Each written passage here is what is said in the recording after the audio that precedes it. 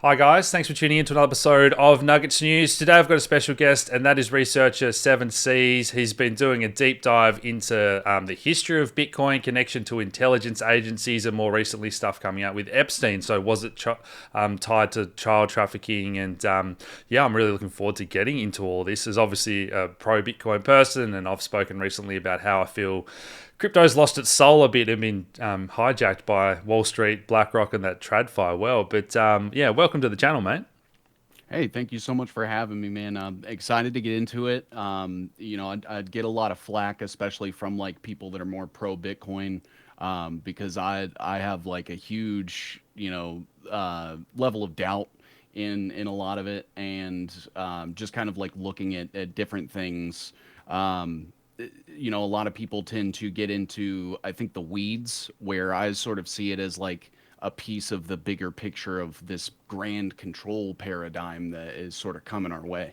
Yeah, absolutely. And you've been doing great research covering all that kind of New World Order stuff and the control system AI that we talk about too. But what got you started in this interest of, where did Bitcoin come from? Was it intelligence, and this path more recently? Yeah, absolutely. My first foray into Bitcoin was actually like using it on the Silk Road back in the day before it got shut down and then relaunched under the FBI as like a honeypot operation. But was just kind of using it to, it was this new thing. I was a teenager at the time, so I started using that. Then I started to get into like meme coins and things, and it was probably COVID era, I think, that I started to like have some suspicions. And especially with like the shutdown of like the entire world essentially, and noticing like an increased sort of move trend worldwide of like more digital spaces. Everyone was at home. And I slowly started to get out of crypto, especially once it was like 2022, 2023. It seemed like there was a huge explosion of just rug pulls happening, insider trading, and all of these things that were going on with like these relatively smaller coins. And, I kind of saw some trends with like the way that Larry Fink and BlackRock were kind of launching like their ETF, and launching like their Bitcoin exchange, and I just started to wonder like, why is Larry Fink and all these institutional investors sort of crowding around Bitcoin? I thought it was just this thing that you could use to like buy illicit things over the internet, or pay people under the table. And after that, I just started to sort of look into like the people that were around the Satoshi Nakamoto story. You had people like Adam Back, Nick Szabo, Hal Finney was a huge contributor as well, as far as like building up this Satoshi Nakamoto character. And then like sort of looking into who Hal Finney was and Nick Szabo and their belief systems, the fact that they're like very staunch transhumanists and fall in line with those same cypherpunks. You have Hal Finney, who has connections to the Alcor Life Extension Foundation, which is where you get transhumanist people like Peter Thiel and Epstein, and then Adam Back. He's in bed with Cantor Fitzgerald. Which is Howard Lutnick's company, and he's also gotten backing from I believe it's Horizon Ventures, which is investment capital firm from Li Ka-shing and their family. They're one of the like richest families in China. And then, obviously, like we get into the stable coins of like Tether and Ripple, and the connections that they have to Goldman Sachs and Brock Pierce and things. And it just starts to seem like it is all just one way to usher all of us into like the digital currency we've always been warned about. Yeah, and I want to get into the 2017 hard fork and kind of that the whole journey from start to finish. Really, is how it's become more centralized, as you say. And stablecoins is one that I was really passionate about as well.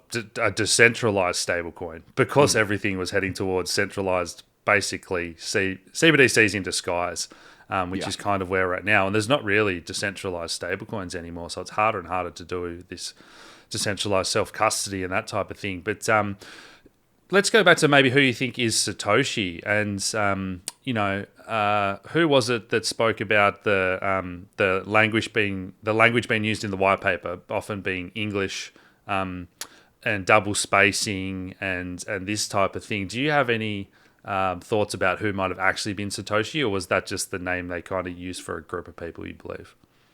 I've heard a couple of people claim, the title of Satoshi. I honestly think that if they existed, that when Bitcoin started to balloon as big as it's gotten over especially over the last couple of years, that we would have seen movement in the Satoshi wallet.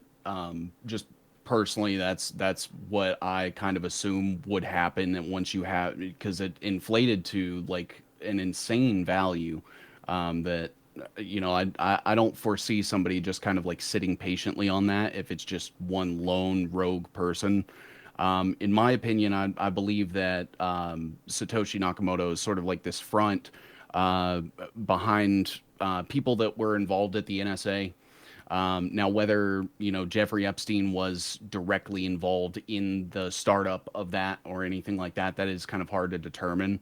But you can tell that he was like a very, very early adopter. People like Brock Pierce as well.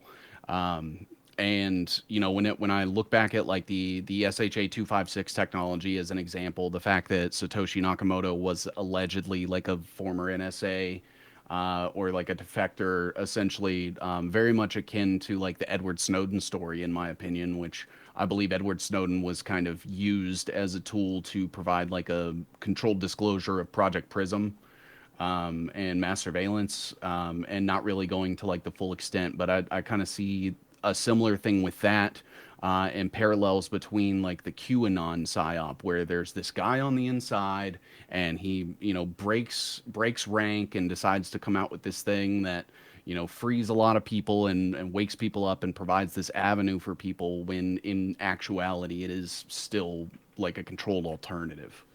Yeah, we often see that model of 80% truth, 20% lies kind of thing to distract, misdirect. But let's maybe rewind to the history of cryptography. I know you want to touch on with the internet and DARPA and kind of leading up to the white paper and other people that were trying to build a decentralized currency and encrypted currencies and stuff. Yeah. Yeah, absolutely. I wanted to kind of look past and see if there was anything like this that had sort of happened throughout history. And when you start to dig into like cryptography specifically, I think there's like a surefire that we've seen something like this before. And I'll actually go ahead and share my screen, and I can sort of walk you through a little bit of what I've found. So this is sort of what I was talking about with like the Satoshi Nakamoto email and the people that were involved. Like you had Nick Szabo's contributions to BitGold. You had Hal Finney and Nick Szabo's connections to like extropian transhumanism. There's the Alcor Life extension, Hal Finney's contributions to proof of work. But all of that does sort of hinge on the SHA 256 encryption method that they used, which came from the NSA. And the NSA was actually like a pretty prominent player in this cryptography. They called it the intelligence coup of the century. This sort of operation that they had going on. But I'll sort of rewind back to the beginning here. So you had the Nobel family, the famous Nobel family, the Nobel Peace Prize. When in actuality, I think we all know that was sort of like an inversion, because the number one sort of source of income for them were producing like military and weapons technology for various governments. Now they had a company called Brand Nobel, which employed this guy named Boris Caesar Wilhelm Hagelin. And he was part of the Royal Institute of Technology.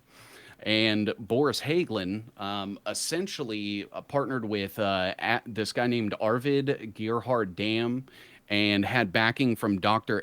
Edgar Gretner. And they formed what was called Crypto AG. It's had a couple different names. AB Cryptography has been another one.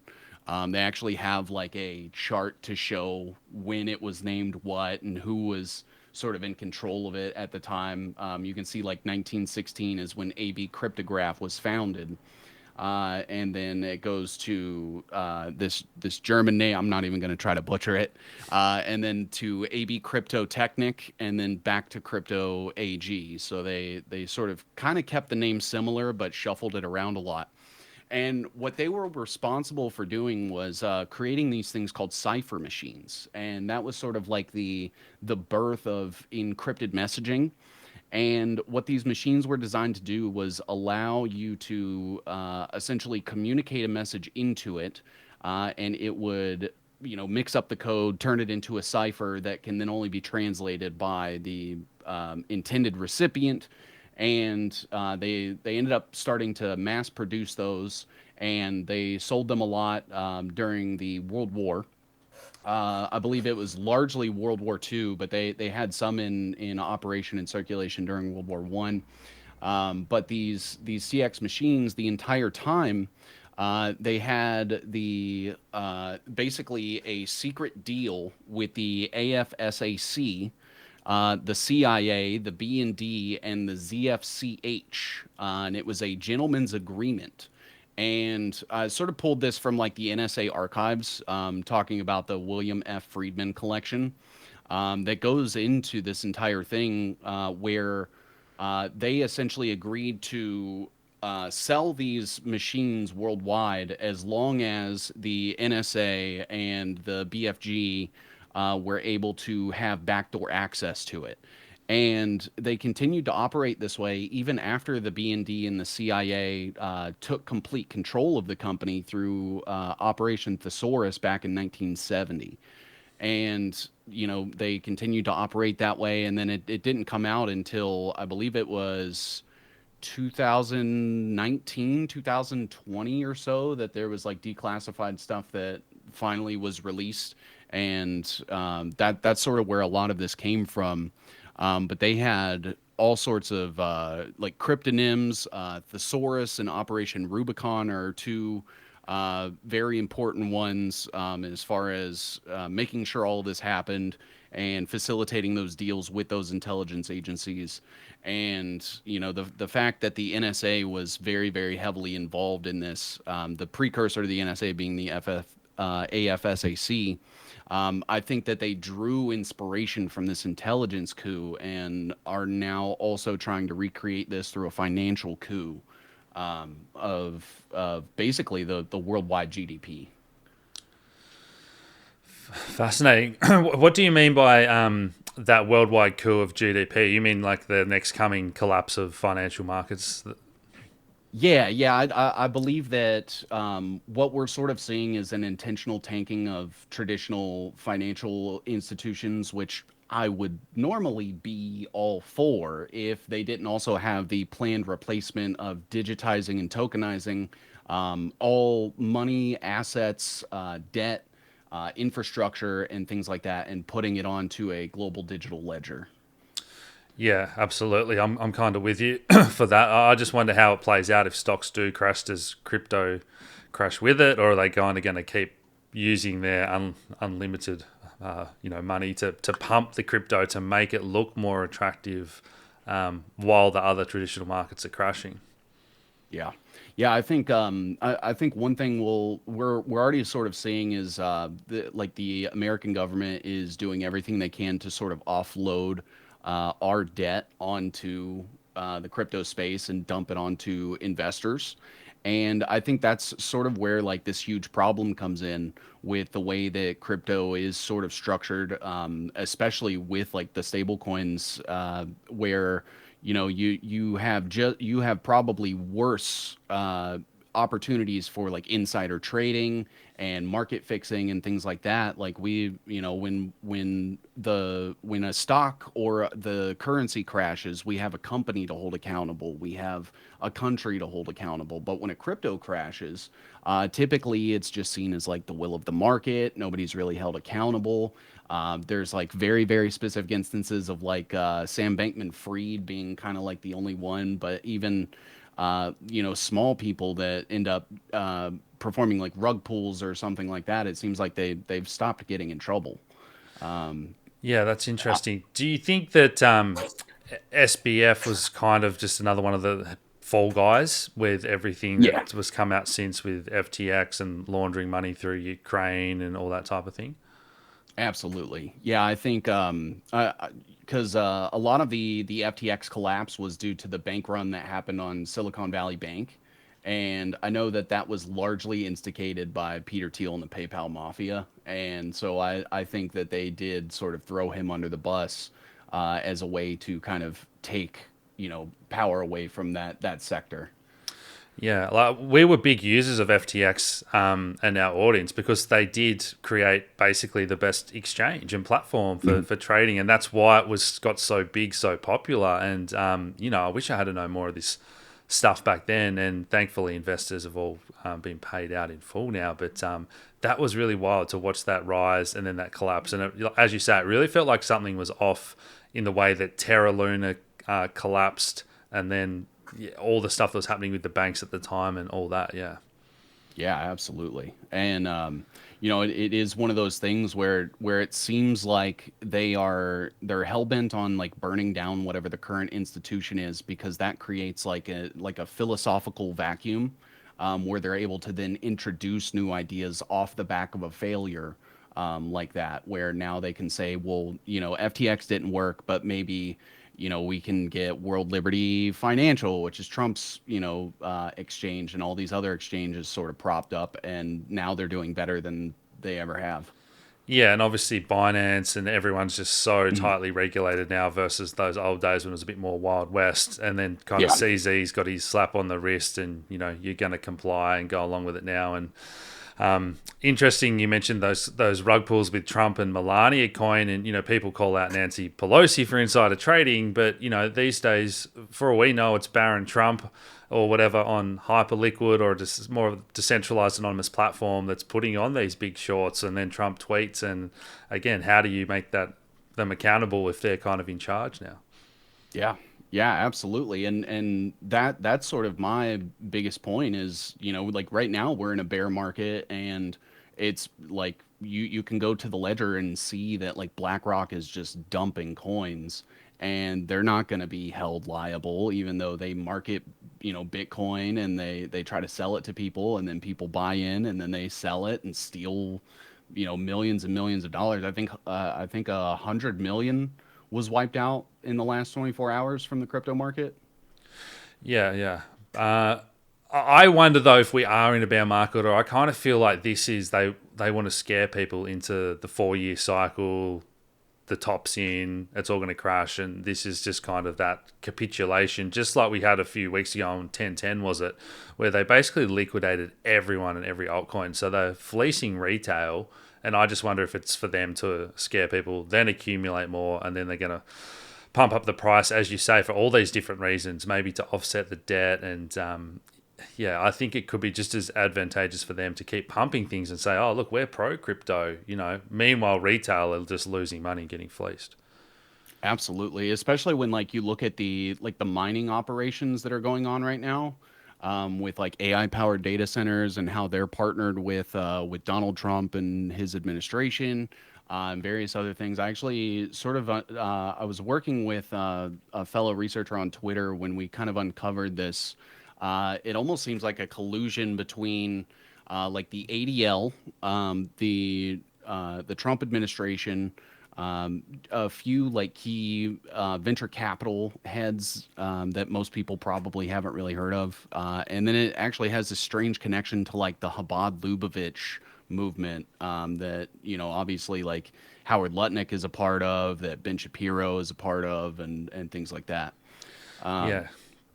And if you want, I can pull this up really quickly, because it kind of covers like the two largest miners of Bitcoin. One of them was responsible for mining 8 blocks in a row, back in October, which was like unprecedented up until now. And they actually are responsible for mining about 53% of all Bitcoin that is mined today. Yes, for sure. Bring it up. And that was another interesting phase in Bitcoin's history when we saw that mining centralization in China and how big some of those pools got, and the efforts to try and get back below 51% and all that as well. Absolutely. And two, like you have to, remember the crackdown that they did on private mining operations that were happening and justifying it by saying it was such a burden on the electrical grid and, trying to use things like climate change as sort of a way to vilify these people. And to me that just sort of equates like the mining process itself as a way to regulate through these like same climate change policies that they've sort of been trying to force on us Yeah. for decades now. But who I want to kind of take a look at is this Michael Brokeem guy. So he's actually partnered with the ADL on something called Builders for Tomorrow, which kind of goes into how they want to create technologies that provide people like a safe place. Like punishing censorship is like censoring people and punishing people that violate like their censorship rules is huge for them. And they're in active collaboration with the Center for Technology and Society of the ADL, which has a bunch of people on it, like some of the tech advisory board members. You have Steve Huffman over Reddit, Craig Newmark of Craigslist, IBM. You have Jeff Palker of Fox, so he worked directly for Rupert Murdoch. Eli Perisher. This one is a big one. That same Horizon Ventures that I talked about with the Li Ka-shing backing Adam back. He is part of this as well, this Art Riedel guy. But so what they're doing is this Michael Brokeem guy is part of a company called Hut 8. And Hut 8 is partnered with the American Bitcoin Corporation, which has partnerships with Foundry. Now, Foundry is that company that mined those 8 Bitcoin blocks in a row. And they are one of the two largest Bitcoin mining operations. They're getting tons of deals from like the Donald Trump administration, allowing them to build data centers and incorporate more AI and do business deals. And it's them and then Ant Pool are the two that are able to make up I think it's 53% right now. But they are basically providing rewards for people that stake in the American Bitcoin Corporation, which is also partnered with American Data Centers Incorporated, that is owned by Dominary Holdings, that is owned by Eric Trump and Donald Trump, who also run World Liberty Financial with Stephen Witkoff's son. And they have deals with Binance, MGX, and they created the USD1 coin as their like primary coin. They have institutional investments from Justin Sun, who's invested in Tron and Ripple. He had actually had like a temporary ownership of BitTorrent for a while as well. Yeah. So you start to get where you have these huge Bitcoin mining operations that are basically trying to take over Bitcoin and mine it, to its completion. And they're partnering with the same stable coins, the same administration, the same technocrats and things like that are trying to bring this about with the backing of J.P. Morgan, Goldman Sachs, and other actors in the space. They have things called like the Fair Shake Pack, which I think is a huge deal that a lot of people aren't talking about as well. Which is like a collaboration between a couple of different stable coins and vested interests. So like Solana Labs, which is where Trump, launched his meme coin. You have Kraken as well. That's part of it. Jump Crypto. Jump Crypto is run by Randall Kaplan, who used to work for Sun America and Akamai Technologies. Akamai Technologies was something that was loosely involved in 9/11. That's a whole different rabbit hole, but Zappo Bank is another one as well. And then you also have Ripple Labs, and I believe a couple of others are invested. But with Ripple, you start getting, like Chris Larson, who was the guy that was responsible for basically inventing like online FICO credit scores for people. So sort of like this precursor to a digital social credit system. He also invented e-loans, and he's really, really prominently tied to Credit Karma and the Electronic Privacy Information Center that works with things like the Ford Foundation, Open Society Foundation, and the Markle Foundation. Yeah.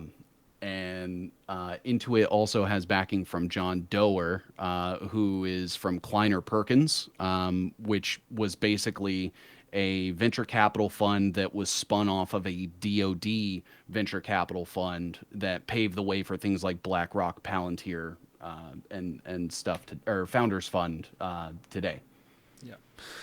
Cool. Well, we might get into your thoughts, any more research you have on, maybe Ripple, Solana, and even Ethereum in a sec. But let's keep going on the Bitcoin track. So, if we get to say 2015, where these emails have come out, what are your thoughts on those Epstein connections funding the Bitcoin core? Like, how big a deal is it? And then we'll get into that 2017 hard fork. Yeah, so I do think that it is important to look into like the Epstein, Joyce Ito, MIT Media Labs connection, because there are direct correspondence between the two, where they're basically admitting that they have developers that are working on Bitcoin Core, which isn't necessarily Bitcoin directly, but it is, part of the node system to help validate transactions on the network, as I'm sure you know. Now, what they were able to contribute to that code is a little difficult to say, just because we don't know specifically like who worked on which line of code. He did mention a couple of names in there. But as far as like determining exactly what is hard to say. Now, I do think that it is, obviously like a huge red flag in my opinion that there is like this permanent uneditable ledger that, incorporates like hash identifiers that use things like your IP address when they're inventing like your hash identifier, like your token. And I just kind of wonder like who put this on his radar, like how did he get involved with this? Was it through connections to those cypherpunks? Was he maybe like a more prominent behind the scenes role, and working with people like Hal Finney through their camaraderie through like Alcor Life Extension or their transhumanist ideologies.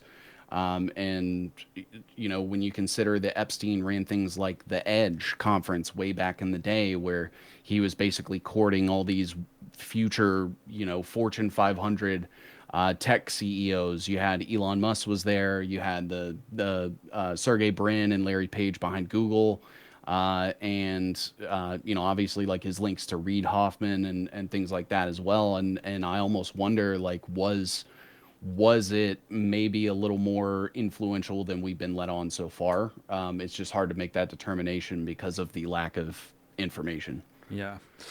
And obviously closely related to this is Brock Pierce as well, who has been a controversial character. And we've got to be a bit careful what we say, allegedly and stuff like that. But what are your thoughts on all of him?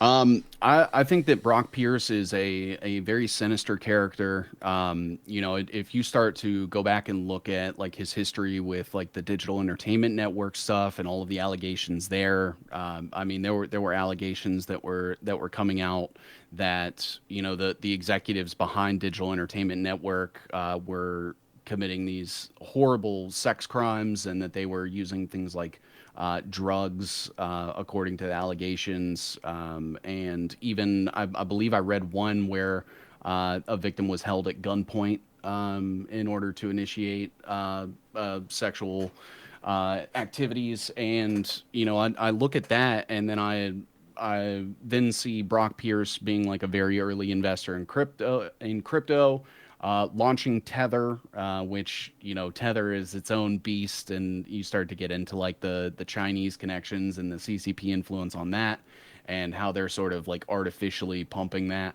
But it's no secret, I think, or at least it shouldn't be a secret to anybody, that Brock Pierce was in contact with Epstein. I think fairly regularly. I don't have obviously like proof of their correspondence or anything like that, but I don't think it was this, we see each other once in a blue moon. I think they were business partners that were sort of building things together behind the scenes. Now, what the extent of that relationship is, if we'll ever know, is kind of hard to say. But then you have Brock Pierce sort of getting close with Steve Bannon, for example. Steve Bannon being like a huge player in like the Epstein circles, and was basically like one of the main architects of like the MAGA movement, and pushed like the QAnon stuff, which to me kind of seems like a little bit of a parallel between the Satoshi thing, where now you have this random guy that's being propped up, that's supposedly an outsider, that's trying to save everyone, and really just kind of leading them in a direction that could be interpreted as a part of the agenda. Yeah, the QAnon was fascinating. I did follow that closely, and it definitely looks now like it was a psyop, right? With Trump going from "I'm going to release the Epstein list on day one" Yeah. to "There's no such thing as the Epstein list." But I believe that woke up so many people. So kind of if it was a psyop, has it backfired or worked? Because they did bring a lot of attention to the Rothschilds and getting people to question things and conspiracies and these royal families and bloodlines and everything. So Yeah, yeah, that's probably a whole nother conversation for another day. But absolutely. let's talk about 2017. So this was the hard fork, and Roger Ver wrote a lot about this, someone who they obviously have gone after pretty hard, because the title of the white paper is Peer-to-Peer Electronic Cash, to build that type of money for the world. Whereas once we had this debate and the hard fork went through, Bitcoin became more like a digital gold, and versus the way Roger Ver wanted to take it. So what are your thoughts on all of that and that kind of New York cabal, as it was known at the time? Yeah, I think that with the fork, that was kind of like the last piece that was needed to have like that totalitarian control that we're kind of seeing now, where they can basically just rig the market however they want. I believe it reduced the amount of applications that Bitcoin could be used for, as far as like different Web3 technologies and things like that. And really, I mean, it's very similar to like how the 2008 financial crisis just ended up with us, bailing out the institutional bankers and them consolidating everything. Very much like with 2020, where Donald Trump then set up this council for like future business advisors, and it was all just like CEOs of the worst companies. And I kind of see that where like 2017 fork was essentially Larry Fink forcing his hand and taking it completely over, whether it was authentic and genuine to begin with, or from its inception was compromised. Hard to say, but I think that 2017 point was sort of like the turning point to guarantee that it was never going to be what was originally promised. Yeah. The other thing I kind of look back on now, over the last few years, I've just learned so much about how these SIPs work and how they play on our emotions and fear and all that sort of thing. And you look back now on Jamie Dimon and all these people that were saying Bitcoin's a scam, and that got people really riled up and angry that we're beating the bad guys here, and then they deliberately almost crashed the markets to scoop up more coins, as we saw in the most recent bear market, once they're ready to launch their ETFs and profit from it. And now they've flipped the script and they're all coming out pro crypto. So yeah, what are your thoughts on that playbook? I mean, that to me is the number one indicator that we should probably avoid it if we can. Like, I don't think it's any secret that I'm not a fan of like our fiat traditional currency systems that we have in place now. But I sort of see it as this way that they're hyper accelerating the way in which they can extract wealth from us. I think that they have sort of found a way to tie in the green energy, as well as essentially with the association between carbon and energy use with crypto, that they're going to find a way to basically like be able to tax us for our existence. So they already have like every aspect of the human life tracked down to like how much carbon emission there is, and that takes me back to like the original technocracy movement, where their entire idea for society was running things based off of efficiency and energy, and how much energy like each process consumed, and how much of a burden that would be And that was on Elon's dad, grandfather. Yeah, grandfather. Yeah, yeah, yeah. yeah, it was him, Howard Scott, and then this guy named Marion King Hubert, which was he was responsible for coming up with the Hubert oil curve. So the entire reason that we have peak oil theory to begin with, that we're gonna run out one day, that all came from him. And then he starts this movement that says, hey, because we don't know, when we're gonna run out of oil, then we need to start controlling people's actions so we can control how much is being used. Yeah. So where do you think we are today with Bitcoin? Is there anything else you want to discuss before we maybe talk about some of those other coins and privacy? Yeah. I think that the idea of Bitcoin is fantastic. The entire idea that there could be some sort of method for like the common man to be able to transact without being spied on, and a financial system that kind of has the same rules and regulations for everyone regardless of who you are. I love that idea.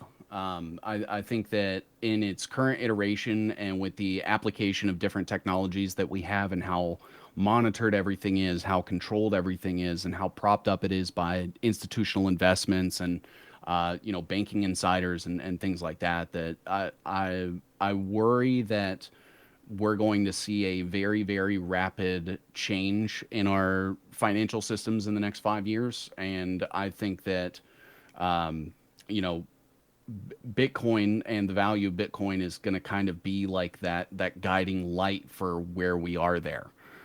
So right now it's in a sort of a downturn because of the BlackRock sell-offs. But I just sort of see that as, okay, now they're going to be quiet. They're going to build a little bit. They may even use this as a use case to prop up stable coins even further. But I kind of see Bitcoin as like this tool that they're using to guide the direction of the rest of the crypto market, with like Ethereum and Ripple and Solana and things like that. Yeah, like I don't like to be black-pilled, because I honestly do think that there's so many people are waking up now, but I feel like this is the crossroads the next few years for so many things, whether it's digital ID or Bitcoin's future. And we've always focused on decentralization and privacy and those important things, but there's been less and less of that happening this cycle, and I hope this is kind of gives people a bit of a kick up the bum to, let's focus on building out decentralized Bitcoin infrastructure, decentralized stablecoins, focusing on privacy again. Just before we hopped on the call, the Samurai wallet guys have been, I think they got a jail sentence for that privacy wallet they had on Bitcoin, just got a Oh, ruling. wow. So I think Wasabi's the only way you can kind of mix and maintain a bit of privacy now. So yeah, Bitcoin is still maybe our best hope, and you can still self-custody and sit outside the system, and that's better than a bank being able to freeze your account with the way that digital ID is heading and stuff. But I completely agree that that's such an interesting time, and we have to fight these battles. But any thoughts on all of that before we move on? Yeah, I mean the number one thing is that, over the next couple of years, they're going to heavily incentivize the use of these things, whether that is convenience or, like you're going to get a discount if you use, Ripple instead of US cash or something, or, any your national currency at the POS. I think that, they're going to make it look as appealing as possible. And then once everybody is sort of on it and has been bought into it, through various different incentives, that they're going to close the door behind us and eliminate physical currencies. And I think the number one best way to sort of fight something like that, obviously opting out every chance that you get. but also sort of setting up more like localized networks where you can maybe like exchange physical goods with people in your local area, because then you don't have to worry about like bank records. You don't have to worry about transactions. You don't have to worry about whether somebody's using that exchange in like a profile of you that they can use against you 5 years later or something like that. Fancy way to say bartering, I think is awesome. And it does seem like a little bit of a far-fetched idea, but we used to do it, and I don't see why, with all of the benefits of privacy and security in maintaining those like localized relationships, especially for like goods and services, like your local farmers and things like that. If you don't want like Tyson and all of these like big food manufacturers to be poisoning you, then you have to be able to lift up these alternatives. And I think that's a surefire way to stay off of their radar and make sure that you're getting the goods and services that you need in your life, while also keeping the money in your community. Yeah, I completely agree about getting back to these kind of communities and exchange. And in Australia, we have kind of the worst duopoly of the supermarket giants. And they bought out a lot of the bottle shops and petrol stations, and then they're getting into pharmacy. So there's crazy stats about what percent of every dollar that's spent in Australia that's kind of already owned by a couple of companies. And so once they say you've got to start using digital ID to shop here or whatever, like it's just, we are so close to 15-minute smart cities already. People have no idea. But Oh yeah. yeah, so let's get into the rest of that kind of crypto space. Tether's got that bit of a shady history and ties. USDC, the other main stablecoin, is fully US based, fully regulated, all that type of thing. You mentioned Trump's USD one. But what about the XRP? So that was obviously pretty tightly tied with a lot of that Q phenomenon and people saying this quantum financial system and thinking it's a great thing. But what are your thoughts on that? Is this just another very centralized, controlled mechanism to tokenize assets? Yeah, yeah, absolutely. I think that the whole thing that they were going through with like the SEC for years, that kind of kept it under the value of a penny for a long time, that all sort of went away. And we had David Sachs come in, and now it seems like they are full steam ahead on it. So it does kind of remind me a little bit of like how you were saying that they were like fudding against Bitcoin until a certain point, and now all of them are all in on it. I kind of see a similar pattern with Ripple, and just to touch back on like Chris Larson, who's huge part of Ripple, and his ties to like the Credit Karma stuff, and the fact that the Credit Karma and Intuit. They partner with like all of the large financial institutions as well. You have Brad Garlinghouse. He was like part of AOL, which once you start to like dig deep into the different ties and connections that all of these like older tech companies from like the 90s and early 2000s had, with things like DARPA, and the CIA and Mossad. And he's also part of Silver Lake Partners, which is they're a institutional venture capital firm. They work very closely with like Larry Ellison. I believe David Rue of Silver Lake Partners is part of Oracle, but they are also one of the co-owners of TikTok now with Oracle. Yeah. And so I just start to see like, okay, so it's more and more of the same shady characters jumping in on this, or have been part of it since the beginning. And I wonder if there is a stable coin that doesn't have corrupt connections and shady ties. Yeah. Oh man, you've got to laugh, don't you, when these guys start buying up TikTok and banning emojis and stuff. It's like, Yeah. what a time to be alive, right? But Oh yeah. what about Ethereum? Have you done much on that space? Because for me, back in that early cypherpunk years, the idea of building a decentralized internet and taking back control of our data and privacy, and then all the projects we covered early days that were trying to build out decentralized voting, because voting's corrupted, or decentralized messaging, or being able to issue a token, and like just a DAO, the idea of a decentralized organization, like this was all stuff that I was so passionate about, and it hasn't gained traction. And maybe that's because the powers that be, haven't let it gain traction. But yeah, what are your thoughts on Ethereum? So Ethereum, as far as I know, like sort of very early on, Vitalik Buterin became a recipient of the Peter Thiel Fellowship. So he ended up dropping out of college and then using that money to help foster and facilitate the launch of Ethereum. And that to me is obviously like a huge red flag. Peter Thiel's not a good guy. But I think that Ethereum really, really kind of changed for the worse when they moved from proof of work to proof of stake. In my opinion, there was a huge split within that community. Half of them did want to still continue on proof of work, and the other wanted to continue on proof of stake. And it seemed a little almost totalitarian in the fact that they sort of forced the governance of the entire network onto like the proof of stake model. And since that has happened, I've only seen, seedier investments coming from even more institutional entities and more away from being driven by the common man. Yeah, that was pretty controversial at the time, and that was kind of when the ESG and the climate stuff was kind of at a peak as well. And they're saying this is going to be more energy efficient and all that type of thing. So, yeah, again, for someone who's a crypto OG, it is just kind of, a bit disheartening to see all this. But I kind of wonder if more and more people wake up and people realizing this control grid that's coming, is there going to be a renaissance in developers that are pushing back?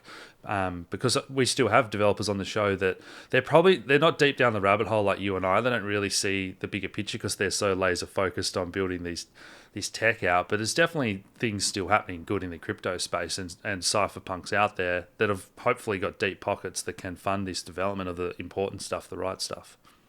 Absolutely. Yeah. I think that there are countless waves of like unsung heroes that are actively trying to produce, technologies and systems for us to protect our privacy and keep us off of the radar of these huge institutional investors and make things fair and free. And the only thing that's really stopping that is the inundation of markets with all of these terrible options, and they basically get like shoved out because the other guys are going to be pushed algorithmically and they're going to have money for like marketing and things like that. And I think that the more money that comes into a project, especially like very early on, the more I think that principles are kind of set aside for the sake of profits. But as far as like the tech and applications and stuff go, I think there are tons of good like use cases for, cryptography and encryption. And, I would love to see more of those kind of come to the forefront and be made more available to people. Do you follow Simon Dixon? I don't. He's probably become the most important voice in the Bitcoin space, I think. So he was like 2010, 2011, very, very early OG, ex-banker. And he kind of talks about the cabal as the proof of weapons network. He calls them the people that runs the world. But he's been talking a lot about this, what we just touched on, about this fork in the road we seem to be at for the future of Bitcoin. So yeah, I'd highly recommend following him. But where to next? Let's get into maybe privacy. And Zcash has been such a funny one to watch play out, as there was a bit of a renaissance for people going, oh, well, I want some privacy. Monero's, I did a write-up on this a year or two ago talking about how this was going to happen. People would seek privacy at some stage. But Monero's basically been delisted from all the big exchanges. So it's very hard for the price to go up and to get in and out of that if you do want to use Monero. And it seems that Zcash has been chosen as to become the poster boy for this privacy movement, when in fact it's not private. Most of those big exchanges now have banned deposits withdrawals from shielded addresses, or if it's ever been shielded, because Zcash has optional privacy to shield a transaction, and it's got some nefarious ties, from where it came from, and it being down the road from the CIA and everything. So have you done much research into Zcash? I actually haven't. I haven't heard of it. So anything that you have, I'd love to hear, especially the down the road from the CIA thing. Oh, so it's very tied to Barry Silbert, a lot of the devs that were in on it early. Coinbase, it's widely listed everywhere as opposed to Monero. It's got a grayscale, product. So it's, you know what I mean. It's got all those red flags, and it's absolutely pumped recently as people have turned to privacy. And it looks very inorganic, let's just say. But that's another rabbit hole for you to go down. Yeah. Any thoughts on Solana? Sui is probably the other one that's been popular this cycle. That's got all the ex-Facebook devs. But what are your thoughts on these other main platforms? So I know Solana, two of the big players there are Anatoly Yakovenko, who came from Qualcomm. Qualcomm being like a huge chip manufacturer, especially for like mobile devices and things like that. He is actually from Israel, which I think is important to point out, especially when you have like Netanyahu holding up a smartphone and saying, there's a piece of Israel in all of your smartphones. And then you have Raj Gagal, who comes from General Catalyst Partners, and those are like two of the big guys that are in charge of Solana Labs. So I'm seeing, okay, so we have a technocrat that helps with the production of chips for devices that they use to spy on us. He also was briefly at Dropbox for a while as well. Not really a huge factor there, but General Catalyst Partners being another one of those institutional VC capital firms. They had very shady ties. There were a lot of ties to like the 9/11, money shifting and things like that through General Catalyst. And so that to me is just like another huge red flag where, you have these same people connected to the same sort of shady entities that have run the TradFi space for decades. And it's almost like they're spawning new people to co-opt the crypto space and turn it into a worse version of that almost. Yeah, fantastic. Was there anything else crypto related you wanted to touch on today? Um, We've you covered know, a I, lot I there. yeah, I think as far as crypto specifically, that's probably a good stopping point. And I think my biggest point with it is that I do kind of foresee crypto, especially the stable coins, being the way that they will, uh, you know, basically put us into an energy economy instead of like right now we're a capital based economy. I think that's going to be the jumping off point where we'll eventually be taxed for every breath that we take, the children that we have, the mileage that we drive in our cars, and everything like that. And I think this is sort of easing that path forward for that to happen. Yeah. Fantastic. Well, if you've got a bit more time, do you want to get into some more other stuff that we've both been researching on the New World Order, occult, and everything else, or you got to go? Yeah, no, I mean, I'm all yours. Awesome. Well, guys, if you're just into the crypto stuff, we'll wrap it up there. But yeah, you've been doing some fantastic research into the occult, bloodlines, everything that's been coming out now about hidden history and stuff. So, what's your favorite things or most interesting things, interesting rabbit holes you've been down lately? The most important things you think for people to understand? Absolutely. I think one of my big rabbit holes right now is I brought it up a little earlier, the creation of like the very first venture capital firm in history. So essentially, what you had was it was during World War II. You had this guy named Vannevar Bush that was appointed by FDR to the Office of Scientific and Defense Research in his cabinet. That appointment was only made possible because Vannevar Bush had communicated with FDR's uncle. I actually have a web on this too, if you'd like me to bring it up. Yeah, go for it if you like. Yeah. Let's see here, and I think it'd be important to start. So, what year roughly are we talking here? I believe this was 1937, Yeah. 38, something like that. But you had this Vannevar Bush guy, and there's the Office of Scientific Research and Development. He was part of the National Defense Research Committee under Truman as well afterwards. He was part of the National Science Foundation, the National Council or Research Council. He was part of the Spencer Thermostat Company that ended up getting folded into Texas Instruments. He was actually the founder of Raytheon, believe it or not. And he had a huge partnership with General Electric. And he was involved with the SC1 committee that was like the precursor to the Manhattan Project, as well as establishing the Ames Research Center and the NACA. And was huge at MIT, hugely influential. He was president for a long time. A lot of his buddies were presidents of MIT and in charge of MIT for a long time. Carl Taylor Compton is another person that was part of this venture capital firm. So the very first one that I could find in existence was called the American Research and Development Corporation. And so you essentially had like all these different guys coming from MIT largely. And what they realized was that military funds were not being applied to like research and scientific developments. It was largely just going to more guns, more soldiers, things like that. And Vannevar Bush was critical in sort of convincing FDR and the American military to start allocating like Department of Defense funds into scientific research and technology. That's where we started to get funding for like the technology that was used to create like wireless communication signals over like radar and things like that.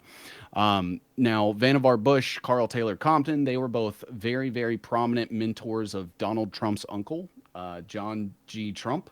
And as you know, he was responsible for taking over like the Tesla files after. And after that, he created a company called the High Voltage Electric Corporation. And that was the very first company that was funded by this VC capital fund, and is largely why the Trumps have a lot of money today. So the American Research Development Corporation was, World War II era. We're talking like the first iteration of BlackRock, the first iteration of Founders Fund and Vanguard, and all these huge monopolistic investment institutions. Where before you had things like the Rockefeller Foundation, where it was more of like a family dynasty fund, so that the Rockefellers specifically could control a lot of things, or like the Ford Foundation, where the Fords can control a lot of things. And this opened it up to everyone. So it would create entities that tons of people could throw their money at. It didn't matter who you were or where you came from, and it helped to prop this up. And it would create this fund that they could then throw the money behind whatever research they wanted to, whatever operations they wanted to, things like that. And you also had this guy named Georges Doriot that was a part of it. He ended up mentoring this guy named Thomas Perkins, who worked with Eugene Kleiner, and they created what is called Kleiner Perkins, huge venture capital fund that exists today, which is a direct spinoff of that DoD venture capital fund. They funded tons of like tech companies in the early days, but they're even still like providing funding for like Elon's Twitter. Alongside BlackRock and Sequoia Capital and things like that. But they helped prop up Sun Microsystems, which had tons of partnerships with DARPA and the CIA in creating, like early internet technologies. And then that eventually got absorbed into Larry Ellison's Oracle. Yeah. Yeah, that time of history, for someone that thought history was boring at school, because it's all false, but that time of history, around World War II and then through to the 50s and 60s, just that is the most fascinating period where the cabal seemed to really get a grip on America, Australia, Europe and that type of thing. MK Ultra programs. Oh, man, yeah. What are your thoughts, and do you enjoy that rabbit hole too? I do. I actually just made a post on it recently, where it does kind of tie into a lot of this, because when you look at like the high voltage electric company and the means and technology that they had to produce radar, that was directly responsible for creating the wireless signals that we have today. And I think that now what we see is a mass case of MK Ultra that is happening to people wirelessly, where before they were putting electrodes directly in the brain. Now all they have to do is get graphene oxide into your body, and they can manipulate graphene oxide using wireless signals to basically interact with the neurological functions of your brain and produce whatever sort of effects that they want. Yeah, we've had an Aussie doctor on talking about nanotech in certain products and all that as well. But yeah, MK Ultra and that brainwashing that has people under a spell. Even if we take out the technology component of it, I just think that is probably the biggest thing that you realize when you fully wake up. That how sophisticated those MK Ultra programs went from OSS into MK Ultra to now the media propaganda arm and people all addicted to social media, and they just can't think for themselves. And once you're realizing that, it's pretty scary, and it's a Yeah. bit of a battle to wake people up. It's a bit of a process, but it is happening. But yeah, what are your thoughts on all that brainwashing? Yeah, I think now we exist in a time and space where anything that is sort of digested by people regarding information, it's typically going to be in a digital space. We only have about six of those realistically that most of the population is using. All of those having like their own institutional seedy ties and connections to these same players. And you start to talk about like algorithms, and you start to talk about algorithmic suppression or visibility, and very quickly, I mean, I think people should realize that anytime that you go into social media and you start to scroll, like, it has been very carefully curated to produce certain emotions and feelings and neurological signals in your brain. We start to partner that with like more recent developments of AI. Like, I look at like the Sora 2 videos that have been coming out and things like that, and very quickly you start to apply all these things together, and it almost seems like everyone is getting their own personalized version of MK Ultra, in the sense that they're not needing to like shock you with like electrotherapy to drive you crazy. Instead, they'll just make the world so confusing and have you like look one way then the other, like with this Trump Epstein thing coming out, where for it, against it, hoax, real, and I think that creates this sort of confusion that kind of just like disables people. It's like nobody really knows what to believe anymore, and so it leaves you almost immobilized as to kind of determine what to do, where to go, what to throw your support behind, and things like that. Oh, So 100%. And was Charlie Kirk was another exact example of that, right? Where how much have they muddied the waters? Will we ever get the truth? But yeah, the algorithm one is another interesting one, because YouTube has obviously changed that censorship a lot, and you can say a lot more than you could a year ago. Elon, I don't think he's a good guy with the technocracy, but he's allowed more free speech than anyone, and you can find info on some pretty controversial stuff on there these days. oh yeah, But with the YouTube algorithm and this, I think it's freedom of speech, but they limit your reach, as you say. And we've had videos with absolutely fire guests, and it just goes flat. And then we actually had one which on like day 5 it went nuts, and then it's like the algorithm picks up like, whoa, this is getting out to too many people, and then it went sideways again after that. yeah. So what are your thoughts on why is Elon allowing and YouTube allowing some of this truth to get out there? Yeah. I think that some of it obviously has to do with like trust building on a surface level. I think that especially like the post 2020 censorship that was happening, people were moving over to things like Rumble, and Odyssey and BitChute.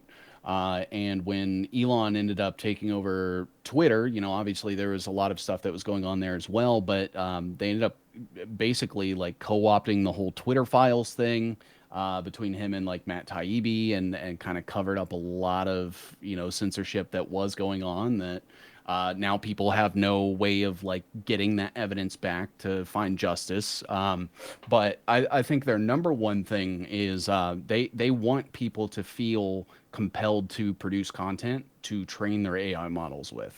I think that's sort of why they've opened the floodgates. They're allowing a lot of people to say just like off the wall things, or even people that were wrongfully suppressed, like yourself and other fellow researchers of mine. And they're basically just like, we want as much data as we can possibly get, video, text, audio, what have you, to train our AI models, because 30 years from now they want it to be indistinguishable from being a real person. Yeah. Yeah. Well, we could talk for hours, mate, but we might wrap up soon. But is there anything else you think super important? The AI one is a fascinating one for me. And what is this artificial intelligence? Is it something otherworldly? All these prophecies that these evil people believe in, that they seem to be trying to market the beast system, blah blah blah. So, Yeah. any thoughts on all of that?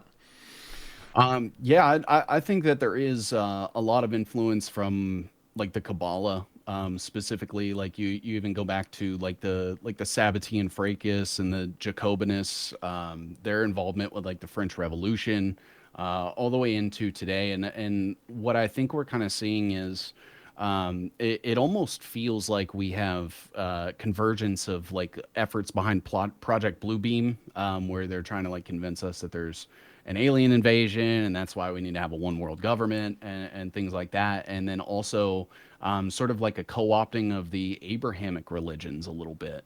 Where more and more I'm starting to see like the end times and are we living in the apocalypse and things like that. And I almost think that they're trying to use that prophecy, and you see like the instigation with Israel and Iran and things, and it almost feels like they're using that as a way to justify the Great Reset and maybe even convince people that that is the rapture or the return of the Messiah, what have you. And it's a little concerning because it does seem to be working to a degree. But just knowing that like it's the same, families, the same bloodlines, like this goes all the way back to like Mayor Amschel Rothschild and things like that, that it's like, man, what do you do? Yeah, I completely agree. And the big part of that prophecy is obviously that the world will turn on Israel. And geez, Hmm. doesn't it feel like you weren't allowed to mention a lot of that stuff 12, 18 months ago? And now it's like Elon's tweeting about it to make sure that everyone is aware of it. Yeah. Yeah. All right, mate. Well, that was awesome. I'll put the links to follow Seven Seas, all his socials down below. Keep up the brilliant work, mate. But any final thoughts for people at home? I do want to say like I get called black pilled a lot. A lot of people say that like I'm sort of sowing like disillusion and things like that. And my number one point I think is that to highlight the efforts and the links that these people that are currently in control like will go to convince you that you're powerless, to convince you that there are no other options, that you have to like obey and relent and acquiesce to these agendas. They spend all the time, all the money, and all of the media control and everything to try to preach this to you because they want you to feel powerless. And at the end of the day, that to me is a clear indicator that all of us are a lot more capable, not only of what we think we're capable of, but also they're afraid of what we're able to do. And I think if people are able to wake up and realize that and take charge and, do things like boycott and resist and build, alternatives and things like that, that's sort of like their biggest fear. And that's the number one way that you can fight back. So, start building those alternatives, start investing in, other people and local communities and things like that, even if it's just to spite them, because Yeah. it'll work. Yeah, get out of that system and then you're not affected when it starts to all crumble. So, yeah, that was a brilliant interview, mate. I appreciate your time. I'll have to catch up again in future. Likewise. Thank you so much, man. Cheers, guys.